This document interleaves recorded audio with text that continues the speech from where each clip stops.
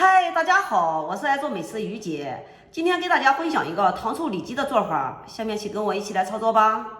首先，我们呢把葱头给它拍两刀，然后我们再来切两姜片，切好以后给它放入盆中，在盆中加少许的食盐，然后再加入一点点的料酒，用手使出蛮力，把里面的汁水捏出以后，在里面加少许的清水。浸泡一会儿，下面我们来开始切肉。葱姜水准备好以后，下面我们来把买回来的瘦肉给它一分为二，先给它切成片。片切好以后，我们再给它改刀切成条。切好以后，给它放入盆中备用。下面我们来开始调味，首先加一点点的食用盐，再加一点点的食用碱面，加食用碱面能使肉滑嫩的作用。然后再加入少许的葱姜水，打入葱姜水，让它快速的吸收里面的水分，炸出来里脊肉才能滑嫩。给它抓拌至水分完全吸收在肉里面，使肉特别的饱满，像这样就可以了。给它放在一边备用。下面我们来调一个脆皮糊，首先加2勺的普通面粉，然后再加1勺的玉米淀粉，打一个鸡蛋，葱姜水适量。然后要往一个方向搅拌，一定要给它搅拌的黏黏的，像这个稀了，可以再加一点点的面粉，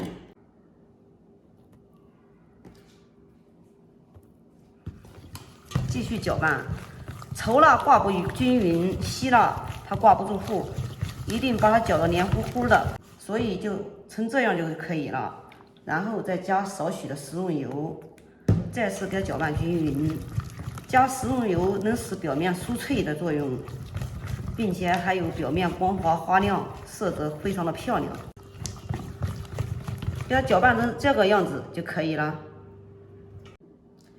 调好以后，把我们的里脊肉给它倒进去来，然后用手给它抓拌均匀。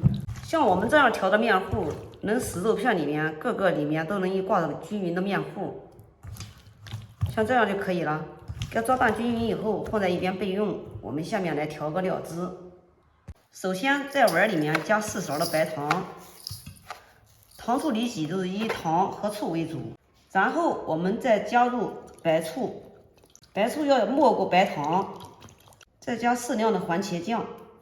没有番茄酱的可以用橙汁代替，橙汁呢不能加的太多，少加一点，可以加一点的老抽上色，因为橙汁的颜色比较偏淡。再加入少许的我们刚刚泡好的葱姜水，最后再加一点点的食盐，再加上一点点的面粉，给它搅拌均匀，再加少许的土豆淀粉。搅拌均匀之后，下面我们来开始炸里脊肉。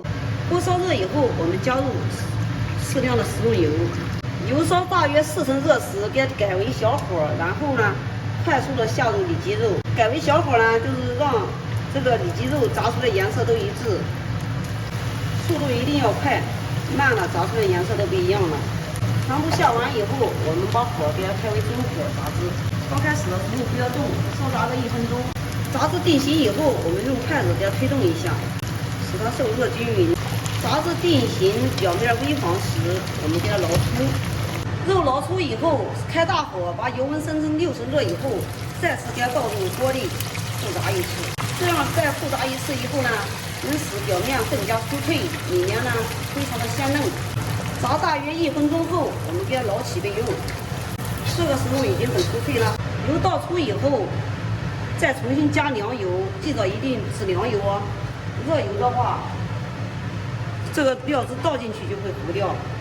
然后把料汁这样加进去，开小火把它熬开。凉油凉锅熬开以后，我们再加入热油，再次给它搅拌均匀。这样呢，使我们挂的糊更加红亮。熬开以后，把我们炸好的里脊给它倒进去，继续给它翻炒一下，和满酱汁，然后关火，撒入白芝麻，一道美味的糖醋里脊就完成了。出锅。